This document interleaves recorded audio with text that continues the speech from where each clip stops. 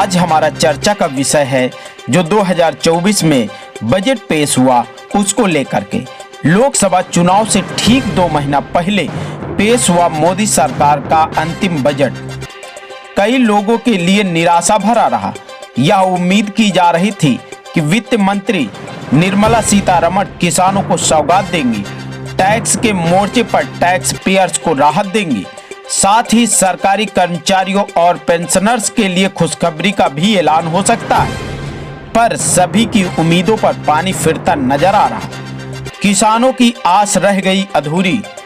2019 लोकसभा चुनाव से पहले मोदी सरकार ने अंतरिम बजट में किसानों को 2000 रुपए की 3 किस्तों में सालाना 6000 रुपए दिए जाने का प्राविधान दिया था और 6000 रुपए किसानों को मिल भी रहे, जिससे उन्हें डीजल, खाद, बीज व अन्य तरह की खर्चों के लिए राहत मिल गई थी। भाजपा को 2019 के लोकसभा चुनाव में कई राज्यों के विधानसभा चुनाव में इस योजना का जबरदस्त फायदा भी किसानों के समर्थन के रूप में मिला।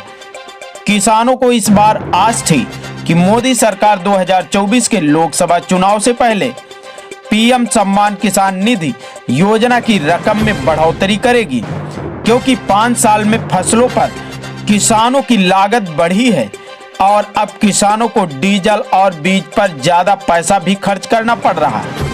लेकिन देश के 11 करोड़ किसानों की उम्मीद के खिलाफ किसान सम्मान निधि की रकम अंतरिम बजट में नहीं बढ़ाई गई। कर्मचारियों और पेंशनरों को भी धक्का दिया। मोदी सरकार के बजट जो अंतरिम बजट है उसमें सरकारी कर्मचारी और पेंशनर्स भी बेहद मायूस हैं, जिन्हें उम्मीद थी कि 8वें वेतन आयोग का गठन करने की घोषणा बजट में की जाएगी। जानकारी के अनुसार 1 जनवरी 2026 से 8वें वेतन आयोग की सिफारिश को लागू किया जाना है। नए वेतन आयोग को अपनी रिपोर्ट तैयार करने के लिए 18 महीने का समय चाहिए होता है। केंद्र सरकार के 1 करोड़ 17 लाख कर्मचारियों और पेंशनर्स के अलावा ऑल इंडिया सर्विसेज, केंद्र शासित प्रदेश, Indian audit and account department से जुड़े अधिकारी और कर्मचारी, रेगुलेटरी अथॉरिटी से जुड़े कर्मचारी अधिकारी, सुप्रीम कोर्ट के अधिकारी कर्मचारी और डिफेंस फोर्सेज से जुड़े लोगों के वेतन भत्ता और रैंक स्ट्रक्चर और पेंशन को लेकर वेतन आयोग अपनी सिफारिश सरकार को सौंपता है। 8वीं वेतन आयोग के गठन का समय आ चुका है। मोदी सरकार ने वेतन आयोग बनाने के अब तक संकेत नहीं दिए। सरकारी कर्मचारियों को इससे धक्का लगा। टैक्स पेयर्स हुए निराश। अगर हम बात करें टैक्स पेयर्स की, तो वित्त मंत्री बजट में टैक्स पेयर्स और खास तौर के वेतन भोगी वर्ग दुखी हैं। टैक्स पेयर को यह उम्मीद थी कि सरकार टैक्स का इस बोझ को कम करेगी।